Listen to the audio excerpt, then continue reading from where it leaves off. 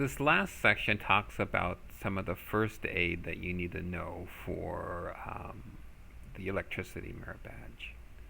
And the first thing I say out here in red is, as in any first aid situation, always check if it is safe for you to respond first, okay? If it's not safe, then you should not be responding. So what to do if someone is being shocked and can't break contact. If possible, first turn off the power, unplug the device or turn off the main power to the house. Okay. If not, then break contact using an insulator, wooden stick, chair, broom, book, clothing, but don't touch the person or a wire directly. Once the person is free, and if they are not breathing, start CPR and call 911. So here is a situation where it involves a high voltage power lines. First of all, I say here, do not attempt a rescue. This is not a safe situation for you to be involved with.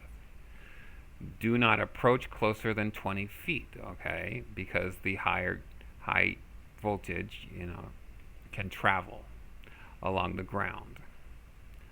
Call 911 and let police, fire, and electrical company professionals handle it. Okay, and I say this because high voltage lines are not insulated. You cannot touch them.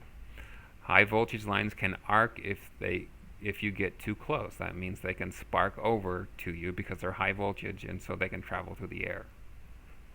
And just as a side note, birds can sit on power lines because there's no path to ground. Remember, the electricity always wants to get back to the source, and so there's no way for the birds to get shocked because there's no path back to the ground. Let's see what to do in a lightning storm or outdoor activities. So if you hear or see lightning, there's a 10-mile danger zone, okay? If you hear thunder and you're outdoors, seek shelter and wait at least 30 minutes after the last sighting of lightning or sound of thunder. And if you're in water and this happens, get out of it. And I think it may be one or maybe 2 summers ago up in the Stampede Reservoir, there was a lightning storm and somebody was in the water and they were eventually killed because the lightning struck the water and they were electrocuted. So if you're in water and you see lightning or thunder, get out. Take shelter inside of a car if you're not touching any of the metal objects. So outdoors, if you're in a situation where you hear lightning and thunder and you're outdoors and no shelter, get off high ground and go to the lowest point that is around you. Do not get under an isolated tree or an isolated shelter that's sticking out by itself, and avoid any light poles or metal fences. And do not huddle in a group. Stay at least 100 feet away from each other. That way, if one of them gets shocked, then the other people can respond and help. When indoors, during a lightning storm, avoid windows, metal pipes, and electrical equipment. Okay, first aid for electrical burns. For minor burns such as red skin that turns white when pressed, cold water or a cold compress. Do not use ice. And then apply a clean bandage. Anything beyond mild, seek medical professionals immediately.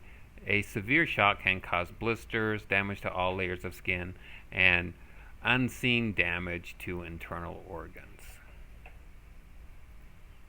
Let's see. If you find someone unconscious due to electrical shock, evaluate the safety of the situation always first. If breathing, put in a recovery position, and the recovery position minimizes the chance of choking or aspiration. We will just demonstrate this during the time that we meet, and if not breathing, then do CPR. And again, we can demonstrate this during the time that we meet. What to do in the case of electrical fire. Evaluate the safety of the situation first. If it's really bad, then leave if necessary and call 911.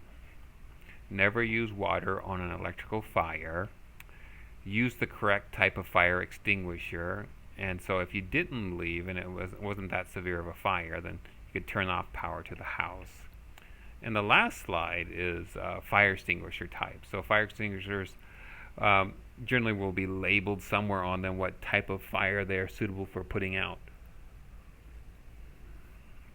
And you can see here a type C fire extinguisher is for putting out electrical fires.